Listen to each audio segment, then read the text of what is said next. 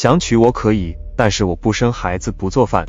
1991年，金像奖奖杯刚刚定下用港姐郑文雅做原型，一大波富豪就闻风涌到郑文雅面前求婚，但听到这个条件后，又迅速气急败坏地踹门而去，只留下富豪于哲辉与之面面相觑。几番交谈后，两人迅速进入角色，领证结婚，退圈做太太，开启了30年如一日的恩爱豪门日常。郑文雅是1979年的港姐冠军，参赛前的她堪称德智体美劳全面发展。也正是因为爱好运动，她的线条极富美感，让她在港姐选拔赛上顺利摘得桂冠。不过，这个第一名拿着有点烫手。早期的港圈环境一言难尽，有不少难以言清的隐形危险潜伏等待发作，包括她本该签约的无线台，也是让人如履薄冰的存在。察觉可能危险的郑文雅，先一步脚底下抹油。卸任港姐后，无视 TVB 的怒视，连夜收拾行李奔向立的电视台落脚，被骂忘恩负义也比把自己搭进去强。电视台对港姐的到来很重视，本想借热度为她安排主角戏份，结果被拒绝了。郑姐深知德不配位容易被雷劈，所以暂时决定在浪剑长堤中搞一个小角色试水，这样既能混脸熟，又能和其他前辈学技艺。结果也却如她预想的那样，通过一部电视剧积攒了不少实习经验。进行一番向前辈求教和融会贯通后，她才敢应下电视剧4口之家。剧中郑文雅扮演的是位模特，这于她来说等于我演我自己，所以演技发挥稳定，得到了观众的认可。但姐姐志不在舒适圈里打转，继而出演了时长20集电视剧，出现19集的天梯以及39集的少年黄飞鸿。仔细想想，彼时的电视剧好像大都短小简练，不像现在动不动就注水剧情，非凑出个50多集才肯罢休。但简练的缺点也很大，就是给观众了解的时间不多，出不出圈全凭运气。所以郑文雅入行几年，仍旧处于差一点的位置。事业一直瓶颈期让郑文雅很是沮丧，不过来都来了，就必须搞点名堂出来，这是姐姐的性格和初心。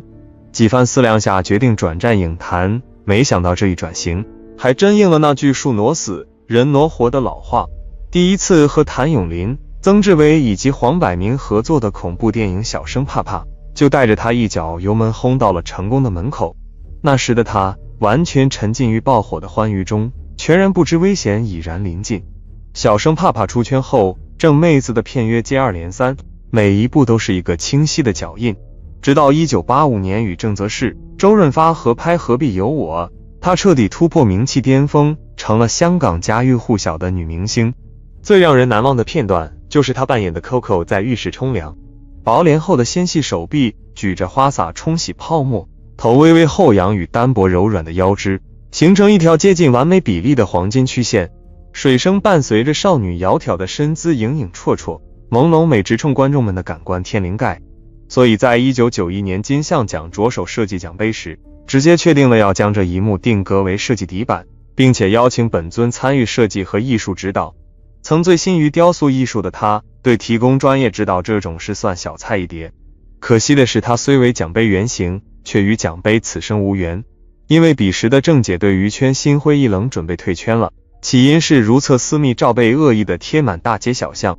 1984年主演的《花心萝卜》上映，在其中她有不少展现线条的镜头，于是电影的海报被印上了香港小姐大胆演出的字眼。对此郑文雅不算太抗拒，首先知情，其次敬业，不过都是顺势而为。而片方在未经允许下，将她的如厕图印成海报做宣传，到处张贴，博眼球的做派让她很气愤。更无助的是，各方交涉都以失败告终，这更让她对娱圈产生了凄凉之感，仿佛自己像一件不能左右自己命运的商品一般，此刻便动了退圈念头。但因为时机不成熟，只能暂时搁置，但他还是小小的反抗了一把。花心萝卜紧随其后的便是何必有我，电影让郑文雅的人气爆棚，成了大家眼中可盐可甜的全能明星。所以花花公子杂志连忙闻着味儿找了过来，一手拎着100万现金，一手拿着清凉照的合约，拍还是不拍？这是一个值得思考的问题。不拍，给的实在是太多了，这100万的酬劳比辛苦拍3-4个月的片酬都多。并且在学雕塑的人眼中，展现模特曲线的过程和雕琢原木没什么区别，所以在郑文雅的心中，这不是可耻、不能接受的事情。最终还是在合约上签了名，因为他觉得脱一半也好，全脱也罢，皮囊而已，只是展示线条，而非他用，所以痛快赴约，配合度十分好的完成了拍摄。不久后，大街小巷的报摊上都出现港姐清凉封面，据说刊出当日就卖了5万册。虽然港姐拍大胆封面，让外界对此贬大于褒，不过实实在在的让郑文雅和花花公子实现名利双赢。第2年，杂志社再度向他发出艺术邀请，不过这次准备进阶成全脱，欲说还休的都完成了，直截了当还犹豫什么？自然是本着对艺术的尊崇完成。结局和双方预料的一样畅销，印刷厂的机器都快抡冒烟了，依旧供不应求。而此次是水也成功开启了港女星拍清凉艺术照的先河，比如陈宝莲、叶玉卿、李丽珍、舒淇等人。有句方言说得好，学好不容易，学坏易出溜。意思是学好就像走上坡路一样，需要一步步往上爬，但是想要学坏就像滑雪一样瞬间到底。虽然明星如此照片谈不上是好还是坏，但对于女星的星途来讲必然是不利的。起码这些拍过出位艺术照的女星很少能像舒淇一样把衣服再穿起来，但郑文雅和她们稍微有点区别，脱 vs 成名的时间点顺序不同。成名前脱会被看作是为上位不择手段，而成名后脱则会被认为是为艺术无畏献身。就像同一影片中的梁朝伟和汤唯，明明同框出演却只有汤唯被封，而影帝大受好评。好在郑姐的艺术照在出名后，且自己也绝不出演分类电影，这才让第一个吃螃蟹的人没有沾染半分咸腥，并且他这份无畏还为他迎来了爱情。富豪娶女明星，即便放到现在也是娱圈原始标配，更遑论80、90年代的港圈。所以郑文雅出名后，一大波富豪就像戴夫草坪外的那些入侵者一样蜂拥而至，有的拿着小旗，有的带着路障，还有的端着铁栅栏，目标无一不是把他娶回家。面对追求者，郑文雅来者不拒，平等的相互了解，但却丑话说在前边，结婚可以，但我不做饭，不生孩子。富豪心道，不做饭好说，花个几千块钱雇阿姨就解决了，那不生孩子我娶你干啥？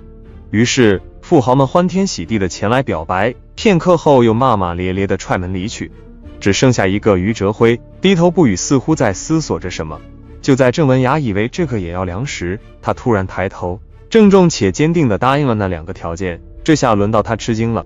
其实也不是郑文雅偏要搞特立独行那一套，实在是他有家族遗传病。母亲和外婆到了一定年纪后都会有不同程度的脑退化，他自己就曾亲眼目睹过母亲多次走失。为了让遗传病止步于此，他才决定不冒险生娃，对别人负责也对自己负责。为此甚至做好了不婚的准备，只是没想到还有这样一个傻子愿意迁就自己的任性。被对方真情实感打动后也没做犹豫，于1991年娱圈事业巅峰之际迅速领证结婚，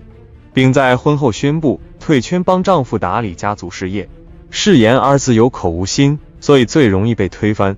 但郑于2人的婚后生活似乎打破了这个规律。新婚燕尔到现在，他们经常同框出席活动，没有任何消息捕捉到于老板有外出偷吃的蛛丝马迹。他用时间证明了真爱和说出口的诺言并非是传说中的东西。不过他们的爱情能持续保鲜，更重要的是，郑文雅并没有因为当上了阔太而安于享乐，而是一直在进步，一直与她老公保持并肩前行。随着于老板的生意越做越大，她开始伸手帮忙，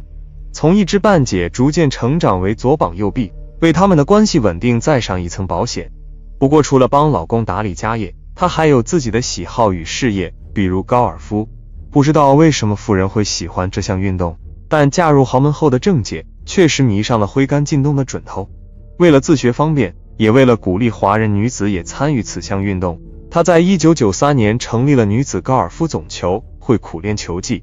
并于1994年入选女子高尔夫代表队参赛，连续5年获香港最佳球员。而后多年如一日的经验积累，让她成了香港首个华人女教练，有不少明星慕名前往求教，比如张柏芝。现如今的郑文雅已到了美人迟暮的年纪，即便迟暮，依旧余晖不散。近年来，只要有时间，郑姐就会参观与脑退化相关的机构，拓展交际圈以延缓病情，捐善款救助脑退化家庭等。总之，对待随时可能发作的病情，她的态度就是既来之则安之。人生路可能比别人短，那就过得加倍精彩。或许是受这种好心态影响，郑文雅即便不再是鲜花一样的年纪，却呈现出另外一种魅力。在今年浪漫的2.14生日当天，被陈法蓉等顶尖美貌围绕，也不见有任何落败之势。或许这就是智慧和气质给了美貌加持吧。所有女性的美，不只有外貌这一个呈现方式。论美貌，港姐中能超越郑文雅大有人在。若论娱圈成绩，能压过她的也数不胜数。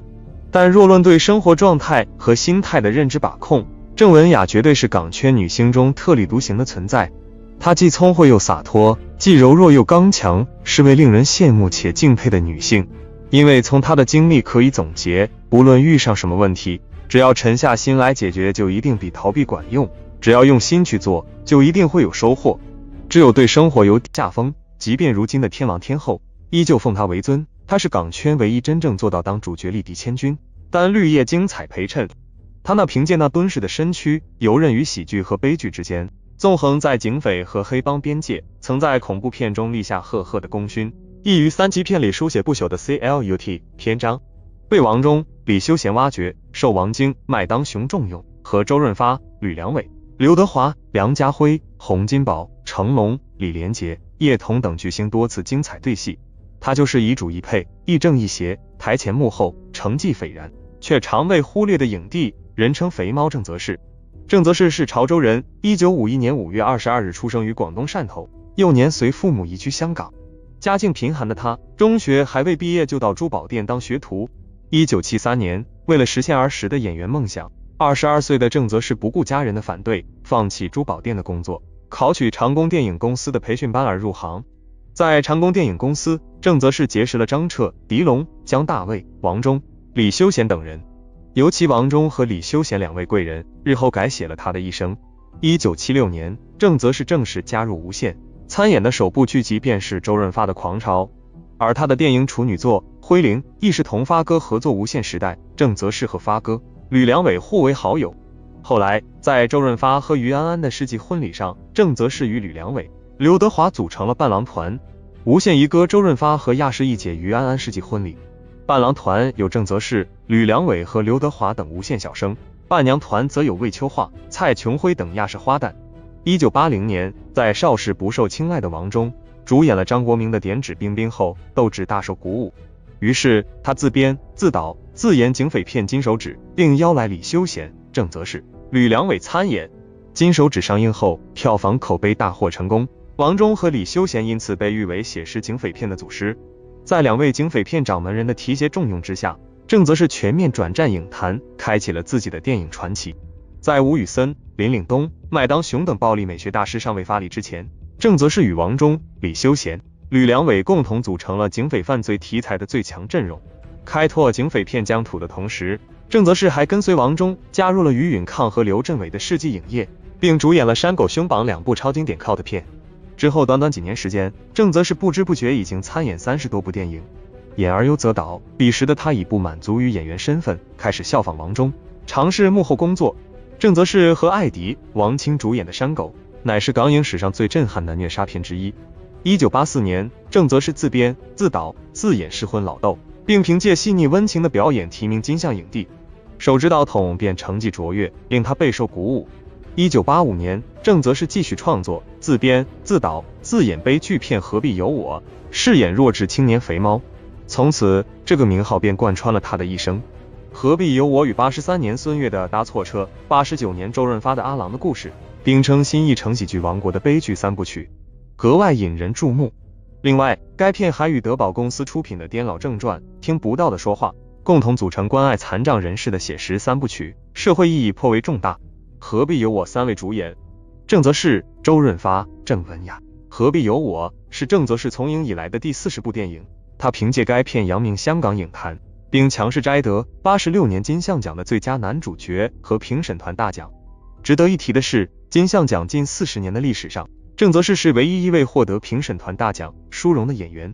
说是何必有我，但又怎能少你？在他前后，李修贤和周润发分别借助《公仆》和《英雄本色》金像称帝。随着这3位影帝的诞生，金像奖和港产片迎来了全盛期。何必有我之后，郑则仕凭借出神入化的演技表现和游刃有余的编导能力，吸引了香港影坛各路大亨和电影公司的青睐和重用。在嘉禾公司，他参演了《最佳福星》《福星闯江湖》《捉鬼大师》《捉鬼和家欢》《灵幻》《至尊》等片，拓宽了喜剧方面的戏路。在新艺城影业，他为黄百鸣执导《飞越羚羊》和《心跳100》，主演于允抗执导的《凌晨晚餐》，并与周润发合作《大丈夫日记》。在艺能影业，他为张国忠执导《富贵兵团》和《狱中龙》2部电影，另外还参演了《龙之家族》和《猎鹰行动》，与刘德华频繁合作。同时，他还打造了《何必有我》的续集《肥猫流浪记》，编导并主演了《潇洒先生》，可谓台前幕后两开花，事业相当红火。整个80年代，郑则仕的演艺事业离不开2组贵人，第一组是痴迷警匪片的王中和李修贤，第二组则是最新恐怖片的于允抗和刘镇伟。1993年，郑则仕和麦当雄团队第4度合作，参与又一黑帮史诗电影《上海皇帝》，并在片中饰演上海3大亨之一的探长黄金荣。和之前的肥波探长相比，黄全荣一角在外形上并无太大差别，人物性格却更加复杂。幸而郑则仕凭借其过硬的演技拿捏得恰到好处。上海皇帝后，麦当雄西影离港，投身内地房地产。肖若元拍摄了一代枭雄3之旗。郑则仕自创电影公司，开拍劫后英雄传。这2部电影的表演阵容皆为上海皇帝的原班人马，只不过在劫后英雄传中，郑则仕另外力捧了自己公司旗下的艺人张卫健。郑则仕与张卫健是如何认识的呢？93年正值港产片盛极而衰之际，郑则仕重返无线电视台，参演了万梓良主演的台庆剧《龙兄鼠弟》。在该剧拍摄过程中，他与张卫健相识，并将其签为旗下艺人力捧。没过多久，因为投资失败，导致公司财政困难，郑则仕赔得血本无归。郑则仕欠下了张卫健数百万片酬，还被对方告上法庭。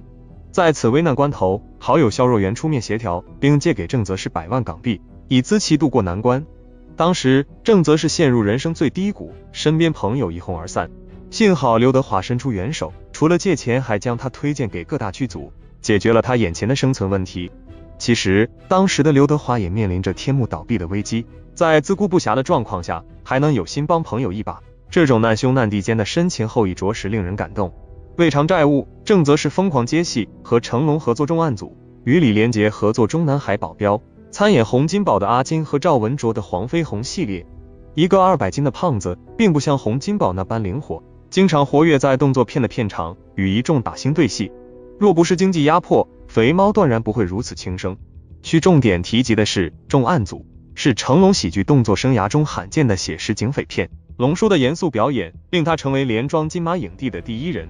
同时，该片也是郑则仕的一部力作，凭借这个可悲可恨、可怜可叹的黑警角色，他再次提名金像最佳男配及金马最佳男主。1997年，凭借《3个受伤的警察》一片，郑则仕时隔10年再度摘得金像奖最佳男主角的桂冠，同时还获得了金紫荆奖最佳男主角的荣誉。